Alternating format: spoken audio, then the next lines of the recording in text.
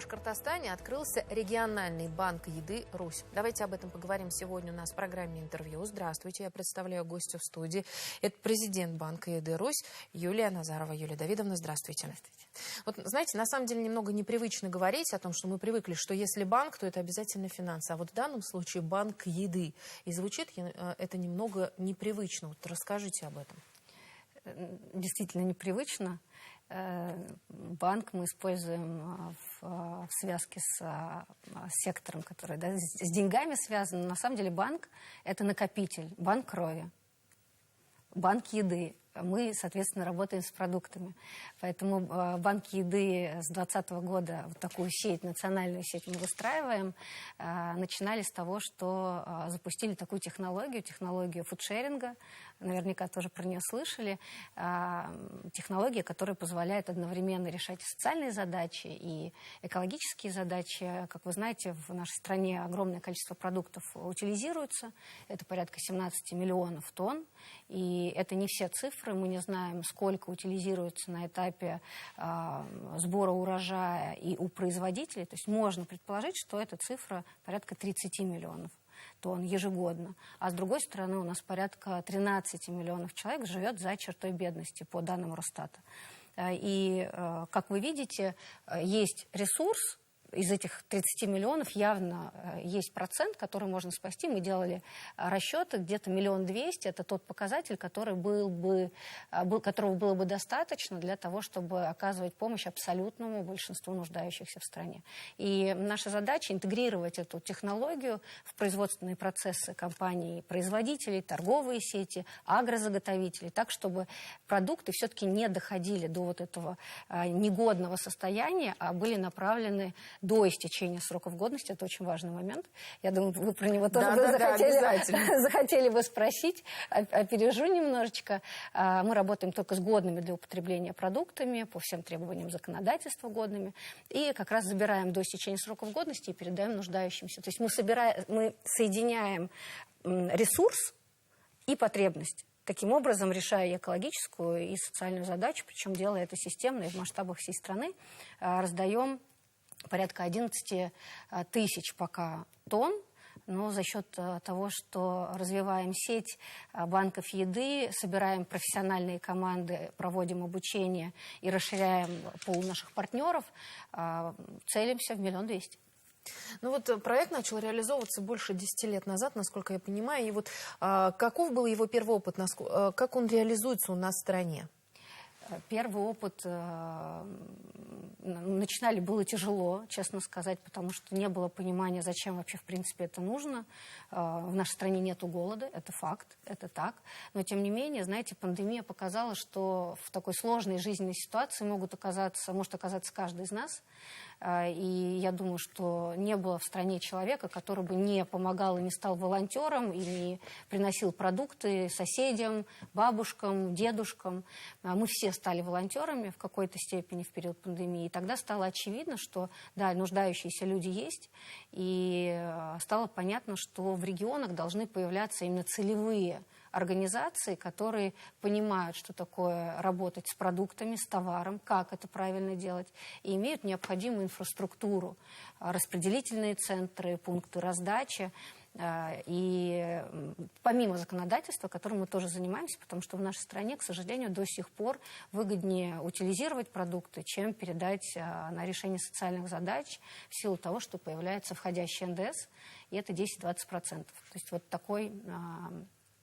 есть у нас такой барьер в том, чтобы мы наращивали объемы помощи. То есть переходили из 11 тысяч тонн в те самые 1 200 000, но параллельно мы еще наращиваем инфраструктуру, которая потребуется для того, чтобы переходить, представляете, кратно, вырасти во много раз, чтобы дойти до 1 200 000 и оказывать помощь абсолютному большинству. Причем мы же работаем не только, вот если говорить, да, про то, что произошло сегодня. Сегодня для нас такой значимый, знаковый день. Мы открыли региональный банк еды. И Это был такой длительный процесс. С прошлого года мы его запустили, хотя на самом деле о банке еды мы задумались еще в 2020 году, когда в пандемию стали оказывать помощь. Ну вот в 2023 году уже плотно стали прорабатывать эту задачу, подписали меморандум с правительством и начали решать самую сложную задачу – искать помещение, инфраструктуру, которая необходима для того, чтобы принимать вот эти большие объемы товарной помощи, фасовать, распределять на районы. То есть наша задача не только в городе работать, но работать по всему региону. Несмотря на то, что сейчас инфраструктура находится, основная инфраструктура находится в Уфе, но дальше за счет вот этой сетки мы должны идти дальше в районы области. И за буквально месяц, январь вообще не считается, потому что такое затишье. А за месяц, за вот последние такие изменения произошли. Появилась масса партнеров, которые нас поддерживают. И с точки зрения тех продуктов, которые выделяют, у нас проходила корзина доброты, может быть, вы в ней тоже участвовали. Волонтеры в магазинах собирают продукты. То есть покупатель, приходя в магазин, это такая быстрая возможность поучаствовать и помочь людям нуждающимся. Человек приходит в магазин, покупает продукты себе и может купить что-то для нуждающихся, например, упаковку макарон. Оплачивает после зоны кассы и передает нашим волонтерам. Из этих продуктов формируется набор, который мы дальше передаем. В этой акции участвовала не только наша федеральная сеть и наш давний партнер, компания «Пятерочка», но и ваша региональная сеть «Байрам». 3 магазина. Сегодня у нас тоже была встреча, и 3 магазина уже участвовали, и мы уже договорились о том, что большее количество магазинов будет участвовать с каждым месяцем, поэтому приходите, тоже можете поучаствовать. Юлия Давидовна, вот вы сейчас один из путей пополнения банка еды рассказали о том, что это кто-то из нас, покупателей, обычных людей, может прийти и пополнить корзинку добра. А как вообще, вот мне сложно представить этот процесс, как это происходит, как пополняется банк еды? Я рассказала о технологии, которая называется «Продовольственный марафон», и эта технология действительно позволяет именно покупателям поучаствовать в оказании помощи нуждающимся. В данном случае мы собираем такие категории, как бакалея, масло, макароны, то есть продукты с длительными сроками годности. А есть другая технология, как раз о которой я говорила, с которой я начала, это технология фудшеринга. Как это работает? Компании-производители или торговые сети, у них тоже такая технология работает, либо промышленно называется это фудшеринг, соответственно, в больших объемах, либо розничный фудшеринг. По какой-то причине продукты могут не продаваться. Сезонность, падение спроса. Рассказывала, встречалась с вашими бизнес-шерифами. У вас есть такое необычное направление. И, например, заготовители агро сталкиваются с тем, что, например, капуста чересчур большая, ее отбраковывает торговая сеть. И они просто не знают, куда ее направить, и при этом капуста абсолютно годна к употреблению. И мы забираем вот эти объемы продуктов, то есть нам скидывают так называемый сток-лист, перечень продуктов, количество продуктов, в какой локации, в каком месте эти продукты можно забрать, в какое время. Наша задача разбить этот сток-лист, то есть понять, какой объем, куда мы везем, какой регион, организовать логистику, опять же, под это количество товара, под это количество продуктов. И дальше мы понимаем, во сколько этот объем приходит в тот или иной регион, например, в Уфу. В Уфе уже организовывается приемка, то есть наши команды должны принять по документам, посчитать, все ли мы получили по номенклатуре, по товарной накладной. И дальше мы работаем вот с этим объемом продуктов, разбиваем по районам, исходя из того, какое количество семей в каждом районе, города или района у нас есть. Работают у нас кураторы, которые забирают на районы, области то или иное количество продукта, раздают, отчитываются. И вот этот процесс, он бесконечный. И причем категории в промышленных масштабах могут быть совершенно разные. Это и напитки, снеки, молочная продукция, бакалея, даже и те продукты, которые не только продовольственные, но и непродовольственные позиции, например, средства личной гигиены, химия. То есть мы работаем в широком смысле с товарами просто продуктов, гораздо больше, в силу того, что у них гораздо более ограниченные сроки годности. По работе с торговыми сетями процесс на самом деле куда более сложный. Кажется, что объемы небольшие, зашел, взял, но это не так. Огромное количество волонтеров требуется. На один магазин где-то 5 волонтеров приходится, которые закрепляются за магазином и забирают продукты каждый день.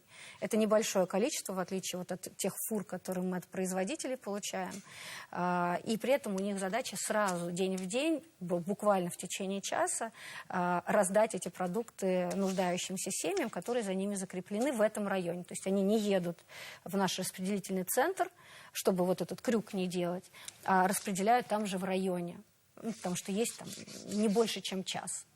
Таким образом, мы просто пытаемся выстроить максимально вот этот эффективный процесс логистически и сделать так, чтобы люди максимально быстро получили эту помощь. Меня сегодня спрашивали, знаете, говорят, а как вы храните продукты, как долго? Мы не храним продукты в большинстве случаев.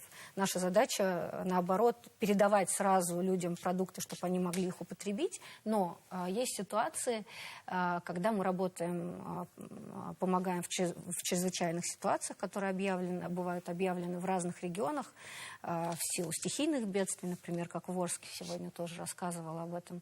И у нас должны быть такие стратегические запасы, чтобы иметь возможность быстро отреагировать. Здесь работаем у нас есть такой партнер, компания «Магнит», которая выделяет прям конкретно под чрезвычайные ситуации большие объемы товарной продовольственной помощи. И плюс у нас есть возможность на складах хранить определенное количество продуктов, которые мы можем отправить. Или, например, в случае, если семья оказалась в какой-то патовой ситуации, например, погорельцы. Вот куда идти. Бывает так, что семья, к примеру, не проходит по критериям по соцзащите, то есть они получают больше, чем должны были для того, чтобы получить такую поддержку, например, на 500 рублей, 1000 рублей. Но при этом мы все понимаем, что помощь, тем не менее, требуется, и как раз такая синергия возникает между органами соцзащиты и банком еды, который служит как раз вот этой опорой. Мы можем взять эту семью на поддержку и оказывать ей такую продовольственную помощь. Вот вопрос, самый главный, наверное, который волнует и наших телезрителей. Очень коротко, как можно получить эту помощь? Да, я ждала этот вопрос. Спасибо большое. Это действительно вопрос очень важный. Мы работаем с органами соцзащиты, с центром «Семья». По первости мы будем работать с теми нуждающимися, которые стоят на учете в органах соцзащиты. Сейчас проговорили, что возьмем 2 района в городе Уфа, как пилотные на где-то месяц-два. Дальше мы будем развивать сеть через, опять, центры «Семья» именно в Уфе.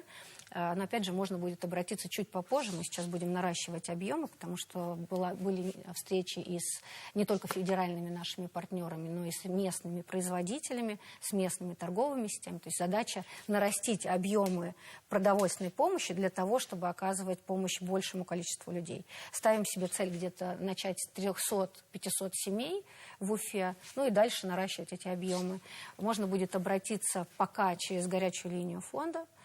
Будет добавочный номер у регионального банка еды, он называется «Азык-Тулек». Продукты в помощь, и у нас есть прекрасный слоган «Делиться важно». И это действительно так, потому что я увидела, насколько все готовы, каждый со своей стороны подключиться и начать помогать, выстраивать всю эту цепочку. Поэтому я думаю, что с каждым месяцем у нас возможностей будет все больше и больше. Юлия Давидовна, спасибо огромное, что пришли сегодня к нам в студию, рассказали подробности этого проекта, который на самом деле неординарный. И я думаю, что он действительно в сердцах наших жителей тоже отзовется. Спасибо огромное. Да, мы надеемся. Спасибо большое. Это была программа «Интервью». Спасибо, что были с нами.